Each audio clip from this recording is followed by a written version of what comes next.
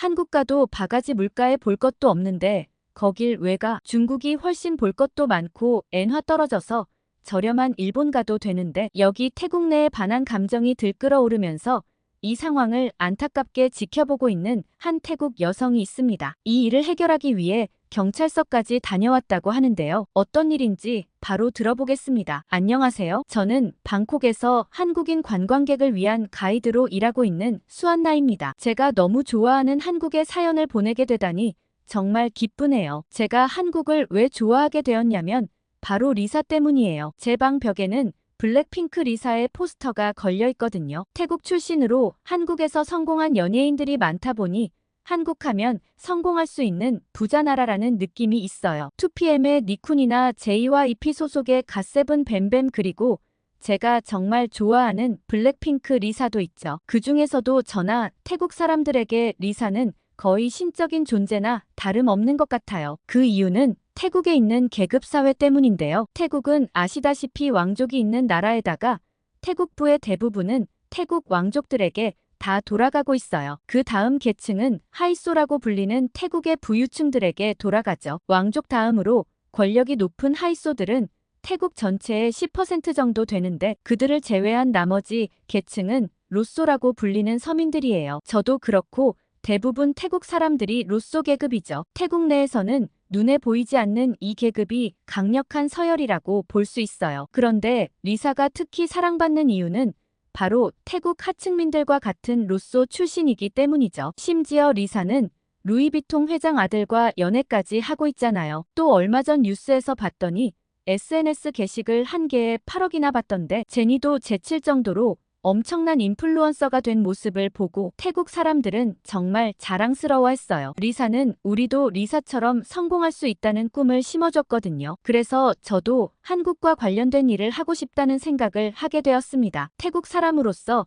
세계 무대에서 인정받는 모습을 보며 저도 한국과 태국을 잇는 역할을 하고 싶다는 생각이 들었죠. 리사를 통해 K-드라마와 영화를 보기 시작했고 저는 한국의 문화와 역사에 관심을 갖기 시작했습니다. 자연스럽게 대학에서도 한국어를 전공하기로 결심했죠. 그런데 대학 시절에 한국어 수업을 들으면서 정말 충격에 빠졌어요. 태국어를 보신 분들은 아시겠지만 태국은 문맹률이 굉장히 높거든요. 그런 반면 한글은 과학적이고 체계적인 구조를 가지고 있어 누구나 쉽게 배울 수 있었어요. 저는 차라리 태국에서 한글을 사용하면 문맹률이 많이 낮아질 텐데 하는 생각까지 들었습니다. 글을 모르면 아무래도 손해를 입을 일이 많았거든요. 저희 부모님도 글을 잘 모르셔서 집에 날아오는 모든 우편물들은 제가 다 읽고 해석해 드려야 하고 관공서를 갈 땐 제가 꼭 같이 가야 해요. 저희 부모님뿐만 아니라 대부분의 태국 어른들은 이런 어려움이 있으니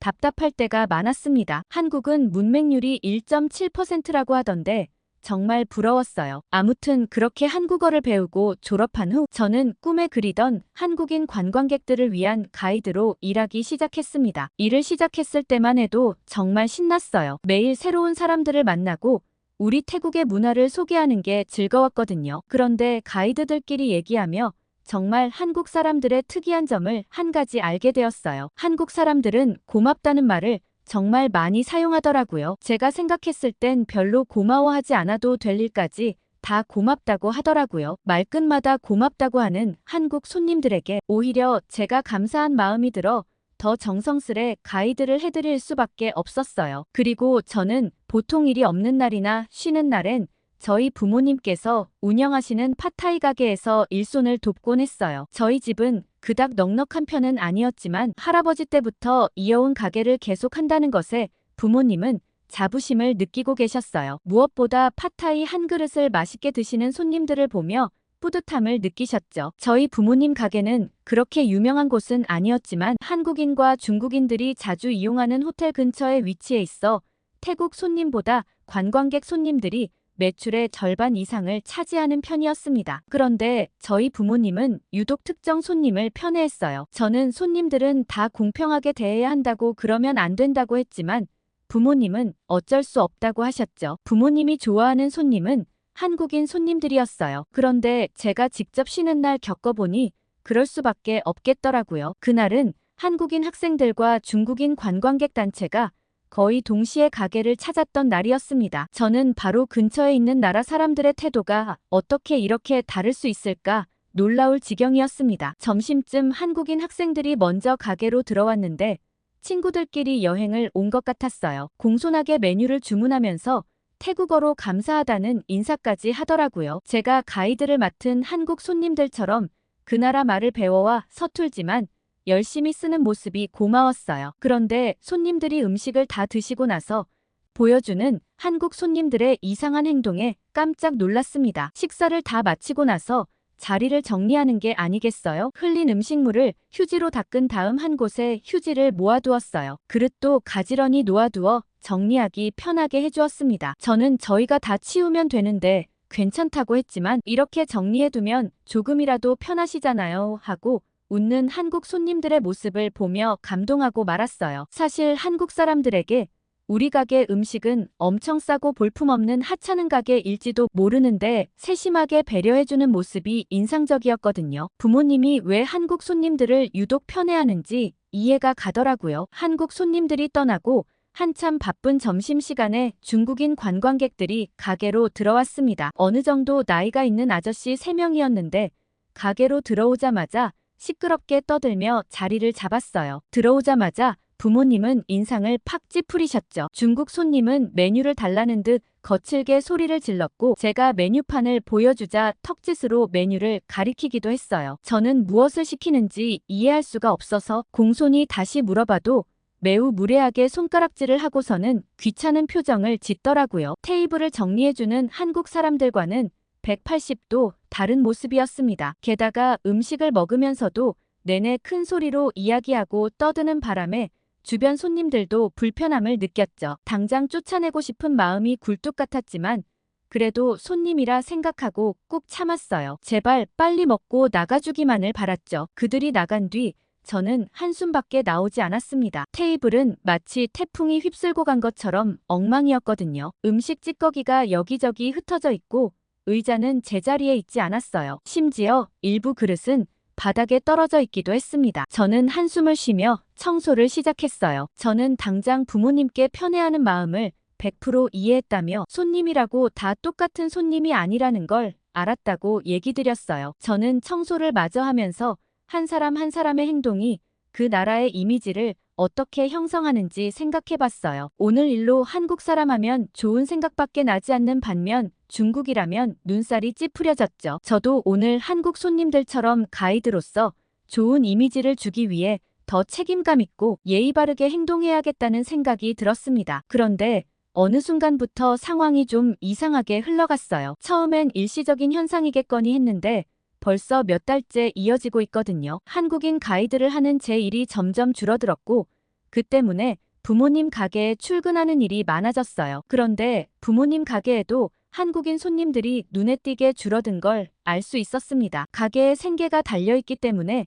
매일 밤 부모님께선 걱정스러운 표정이셨죠. 도대체 왜 그런가 싶어 한숨을 쉬며 휴대폰을 꺼내 인터넷을 확인했습니다. 그런데 제 눈에 믿을 수 없는 글씨를 보게 되었어요. 화면에는 벤코리아라는 해시태그가 눈에 띄었거든요. 뉴스를 찾아봤더니 태국 내 벤코리아 운동이 급속도로 확산되고 있다는 내용이었습니다. 한국 여행을 보이콧하자는 이 운동은 SNS를 통해 빠르게 퍼지고 있었어요. 게시물 수가 벌써 100만 건을 넘어섰다고 하더라고요. 게시물에는 K-팝 이제 더 이상 안 듣는다. 한국 물건 절대 안 산다라는 문구들이 넘쳐났습니다. 저는 너무 마음이 아팠어요. 얼마 전까지만 해도 한국은 태국인들에게 가장 인기 있는 여행지 중 하나였는데 이렇게 갑자기 변해버리다니 믿기지 않았습니다. 그때 갑자기 휴대폰에서 알림음이 울렸어요. 태국 여행협회 부회장의 인터뷰 기사였습니다. 기사를 읽어내려가면서 저는 충격에 빠졌어요. 도대체 제정신인가 싶었습니다. 부회장은 일본 매체와의 인터뷰에서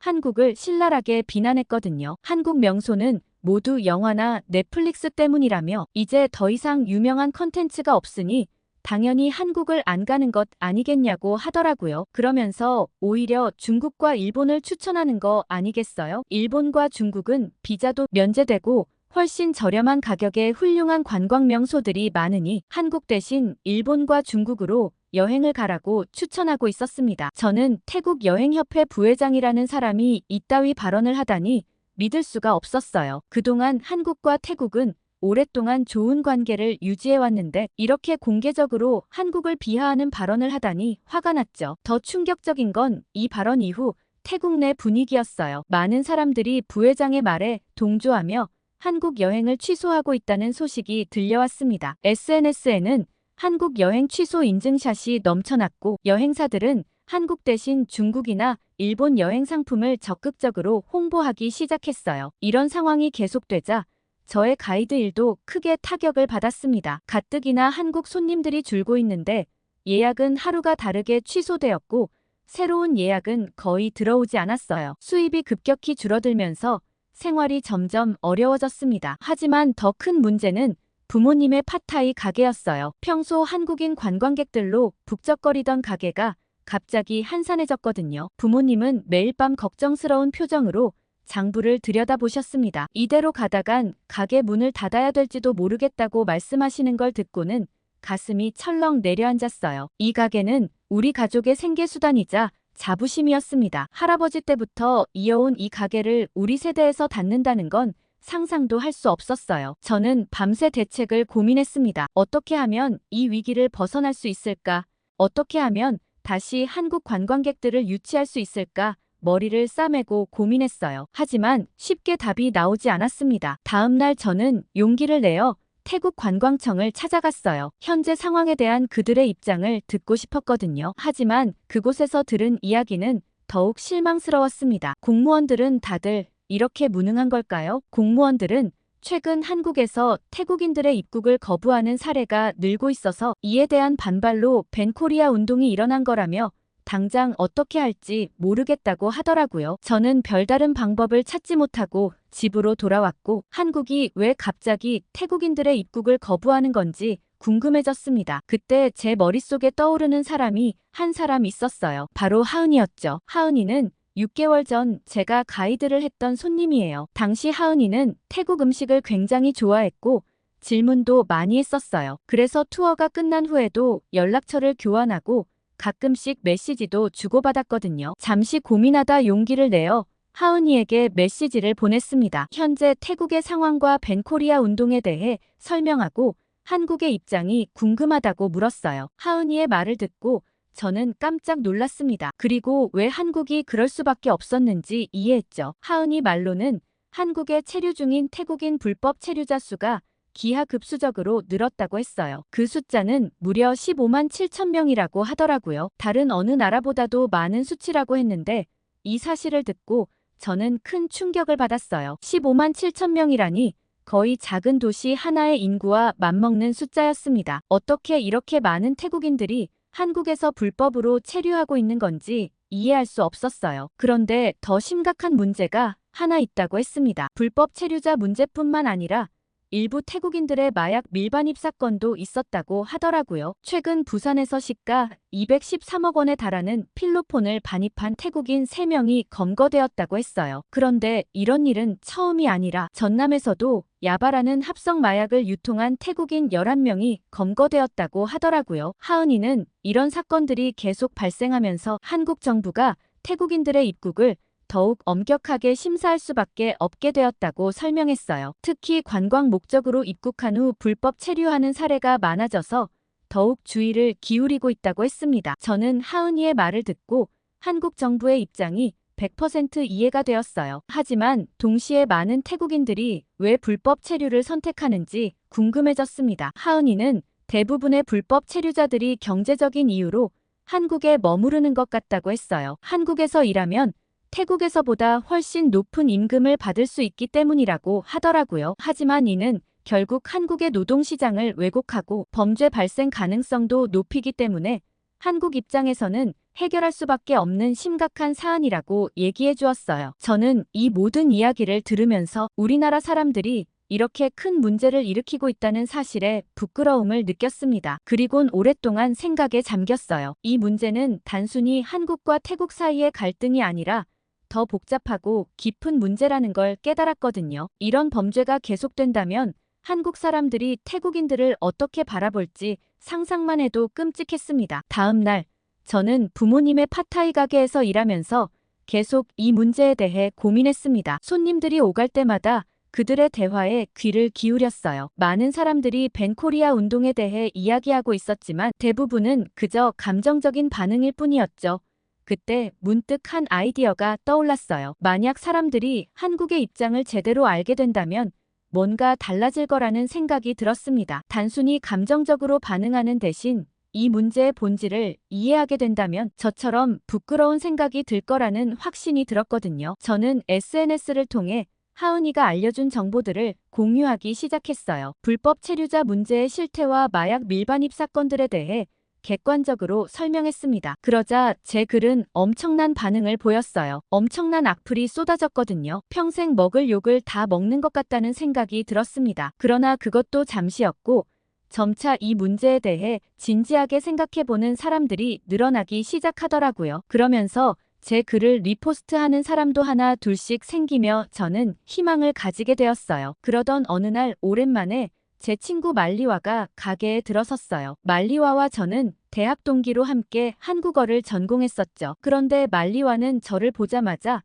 제게 귓속말로 중요한 얘기가 있다며 조용한 곳으로 가자고 했습니다. 얘가 무슨 일인가 싶었고 말리와와 함께 근처 공원으로 향했어요. 공원 벤치에 앉자마자 말리와가 입을 열었어요. 자기가 곧 한국에 간다는 거예요. 처음에는 말리와가 드디어 한국 유학의 꿈을 이루게 된 줄 알고 축하해 주려고 했습니다. 하지만 저는 말리와의 다음 말에 충격을 받을 수밖에 없었어요. 말리와는 불법 취업 브로커를 통해 한국에 가기로 했다고 하는 게 아니겠어요? 브로커가 한국에서 일자리를 구해주고 체류 방법도 알려준다고 했다고 하더라고요. 게다가 한국에서 6개월만 일해도 태국에서 버는 돈의 3배는 벌 수 있다고 했대요. 저는 말리와의 이야기를 듣고 할 말을 잃었어요. 불법 체류의 위험성과 그로 인해 생길 수 있는 문제들에 대해 잘 알고 있었고 그 문제를 해결하려 노력하고 있었는데 제 친구가 불법 체류를 하러 가려고 하다니 믿기지 않았죠. 심지어 말리와는 저보고 요새 일이 끊겨 힘들지 않냐고 같이 가지 않겠냐는 제안까지 했어요. 저는 말리와에게 그건 너무 위험하니 그만두라고 말했어요. 그리고 제가 알고 있는 불법 체류의 위험성을 하나하나 설명해줬죠. 하지만 말리와는 제 말을 들으려 하지 않았어요. 오히려 저를 원망하는 듯한 눈빛을 보내더라고요. 말리와는 자신의 처지를 알지 않냐며 어떻게 그렇게 말하냐고 했어요. 자기는 가족들을 위해서 그리고 더 나은 삶을 위해 어쩔 수 없는 선택을 하는 거라고 했죠. 그러고는 휙 하고 자리에서 일어나더라고요. 그날 밤 저는 잠을 이루지 못했어요. 말리와의 얼굴이 계속 떠올랐죠. 경제적 어려움 때문에 위험을 무릅쓰고 불법 체류를 선택하려는 친구를 어떻게 도와야 할지 고민됐어요. 다음 날 저는 하은이에게 연락을 했어요. 말리와의 상황을 설명하고 조언을 구했죠. 하은이는 한국에서 합법적으로 일할 수 있는 방법들에 대해 알려주었어요. 워킹 홀리데이 비자나 특정 분야의 취업 비자 등 다양한 옵션이 있다고 하더라고요. 저는 하은이에게 너무 고맙다고 말하고서는 이 정보를 가지고 다시 말리와를 만났어요. 말리와에게 불법 체류의 위험성을 다시 한번 강조하고 합법적인 방법들을 꼼꼼히 알려줬죠. 하지만 말리와는 여전히 제 말을 들으려 하지 않았어요. 오히려 제가 자신의 꿈을 방해한다고 생각하는 것 같더라고요. 이러지도 저러지도 못하고 있을 때 부모님께 급히 연락이 왔어요. 제가 SNS에 올렸던 태국인들의 불법 체류 문제와 마약 밀반입에 대한 글을 보고 강경파 태국인들이 가게까지 쫓아와 행패를 부리고 있다고 하더라고요. 저는 깜짝 놀라 가게로 달려갔고 이미 그들은 한바탕 난리를 치고 떠난 후였어요. 부모님의 팟타이 가게 앞에 매국노의 가게라는 말까지 적혀 있더라고요. 부모님은 아무렇지 않게 낙서를 지우시며 그 친절한 한국 사람들이 등을 돌렸을 땐 분명 문제가 있는 거라고 하셨어요. 우리 태국이 가지고 있는 문제를 해결해야 발전이 있는 거니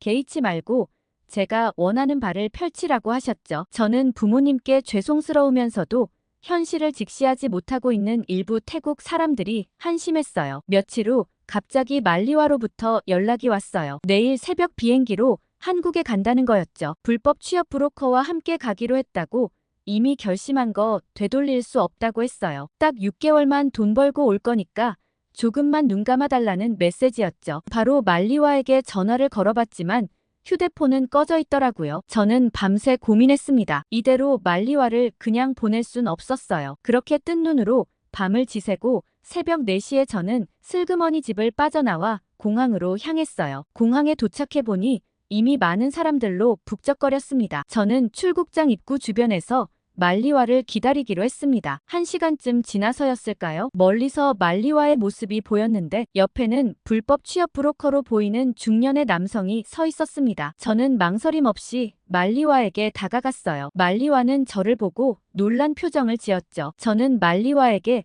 다시 한번 생각해달라고 간곡히 부탁했어요. 불법 체류의 위험성과 그로 인해 생길 수 있는 문제들에 대해 설명했죠. 하지만 말리와는 여전히 제 말을 듣지 않았고 오히려 화를 내며 제게 소리를 질렀습니다. 주변 사람들이 우리를 이상한 눈으로 쳐다보기 시작하더라고요. 그때 갑자기 말리와 옆에 있던 중년 남성이 끼어들었어요. 그 사람은 저를 위협하며 당장 꺼지라고 하더라고요. 하지만 저는 물러서지 않았어요. 오히려 그 남성에게 불법 취업 알선이 범죄라는 사실을 상기시켰죠. 상황이 점점 격해지자 공항 경찰이 다가왔고 무슨 일이냐고 물었습니다. 그러자 바로 브로커가 아무 일도 아니라며 동생들끼리 다툼이 있다고 설명했죠. 저는 순간 망설였어요. 이대로 말리와와 브로커를 신고해야 할지 아니면 그냥 물러서야 할지 고민되더라고요. 혹시나 말리와도 피해를 볼까 걱정되었어요. 그렇지만 아닌 건 아니라는 생각이 들었고 저는 경찰에게 상황을 설명하기 시작했습니다. 이 사람은 불법 취업 브로커이고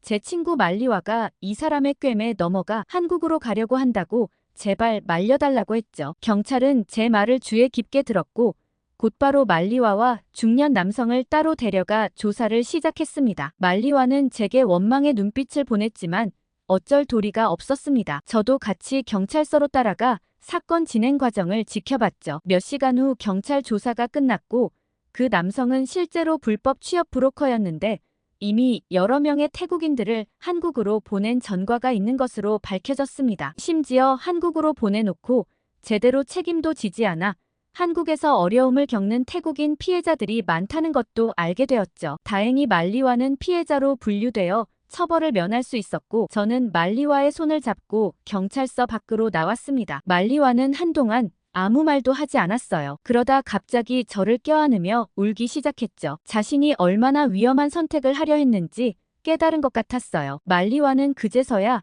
자기도 큰일 날 뻔했다며 고맙다고 말하더라고요. 그러면서 말리와는 제가 SNS에 올리는 일에 자기도 힘을 보태겠다며 불법 체류의 위험성을 알리겠다고 하더라고요. 부모님은 이번 일을 들으시곤 정말 잘했다며 제게 칭찬해 주셨고 한국 사람들의 마음이 풀리기를 기다려보자고 얘기하셨어요. 그때까지 저도 태국 내에서 열심히 SNS 활동을 해보려고 해요. 태국에는 한국을 사랑하는 사람들이 더 많다는 걸 꼭 기억해 주셨으면 좋겠습니다. 오늘 수안나 씨의 사연 어떻게 들으셨어요? 저는 한국의 태국 불법 체류자가 이렇게나 많다는 걸 미처 알지 못했었어요. 마약이니 불법 체류니 정말 안 좋은 일들이 많이 얽혀 있어 요새는 태국 말고 다른 곳으로 여행 가는 분들이 많다고 하더라고요. 그래도 수안나처럼 한국을 좋아하는 사람들도 많이 있으니 갈등이 잘 해결되었으면 좋겠는데 시청하시는 분들은 어떻게 생각하시는지 댓글로 의견을 보내주세요. 다음에 더 재밌는 사연으로 돌아오겠습니다. 사연 제작소